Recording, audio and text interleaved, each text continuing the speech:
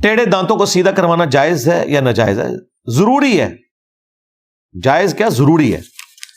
کسی کے دانت ٹیڑھے ہونا یہ نیچر سے ہٹی ہوئی چیز ہے. ایک بندے کی 6 انگلیاں نکل آتی ہیں، نیچر 5 انگلی ہے. اگر وہ کٹوا سکتا ہے تو کٹوا دے، یہ اس کا رائٹ ہے. ظاہر ہے اسے تردد ہوگا. بعض اوقات زیادہ تر تو لوگ کٹواتے نہیں ہیں کیونکہ اس میں خطرناک آپریشن انوالو ہوتا ہے. اگر لائف تھریٹ ہو پھر تو نہیں کٹوانی چاہیے، لیکن چونکہ نیچر سے ہٹی ہوئی ہے.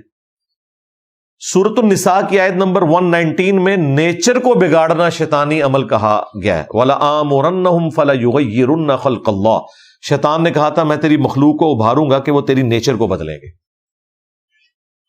لیکن اگر نیچر خود بدلی ہوئی ہے اس کو واپس نیچر پہ لے کے آنا، یہ نیچر کو بگاڑنا نہیں ہے، فطرت پہ واپس لانا ہے.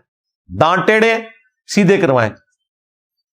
تالو جڑا ہوا ہے، نیچر تو نہیں ہے. نیچر تو یہ ہے کہ زبان تالو سے الگ ہونی چاہیے، تو اسے کٹوانا ہوگا.